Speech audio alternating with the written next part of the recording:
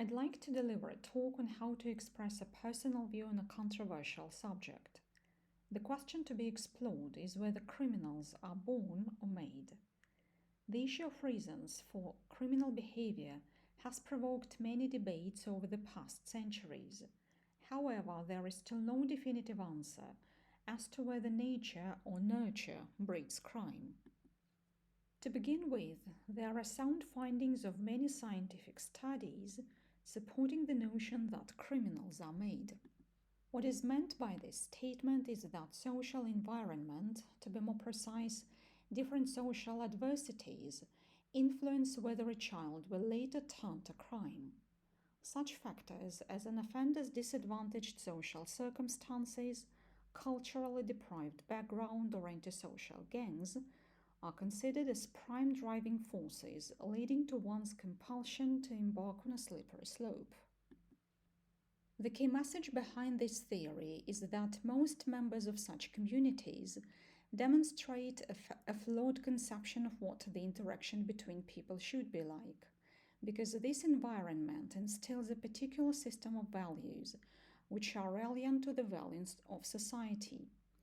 Having grown up in this kind of surroundings, people have less regard for the rights and feelings of others and have difficulty internalizing the rules of society. The problem is, these misconceptions become deeply ingrained in the minds of would-be offenders, and it is very hard to eradicate them or transform them even slightly. Another important social condition causing a child's propensity for misconduct is their family. They can be, for example, broken families, distant parents, or parents subjecting a child to moral or physical mistreatment. Children from such backgrounds often lack deep emotional attachments. As a result, they develop insensitivity, limited sympathy, or even remorselessness. And their suffering from abuse may gradually unfold into the desire to inflict abuse on others. The points mentioned above are fairly grounded. Nevertheless, they sound convincing up to a point. For instance, everybody can give at least a few examples of people who grew up in underprivileged families, but as adults led or lead a decent life. Somehow, these people were able or are able to overcome any quandaries and prosper. And on the contrary, we know many cases of children who were brought up by well-educated, wealthy, and kind parents, but chose a path of criminality. That is why unfavorable social conditions cannot be regarded as inevitable predictors of violence. Let's turn to the other side of the subject matter.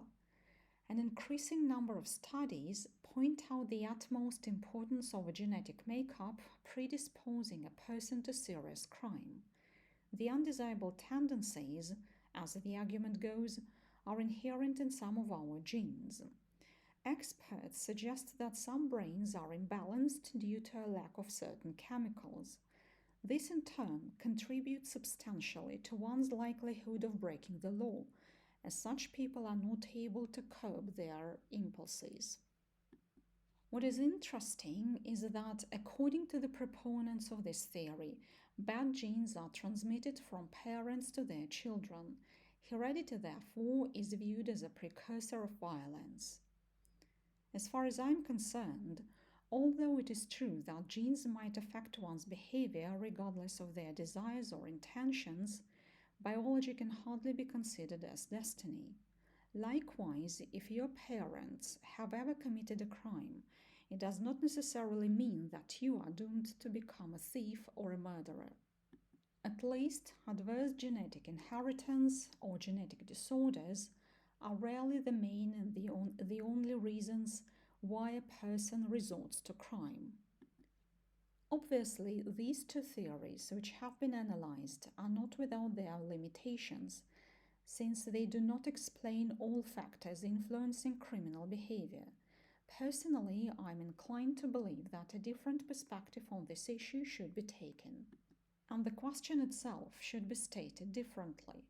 Perhaps we should ask, what is the final factor which can be held accountable for one's committing a crime? Or, What is the ultimate urge driving one to act violently? By these questions, I imply that maybe it is more a matter of a psychological choice because, however strong impulses or however negative social circumstances could be, it is their free will that determines the outcome.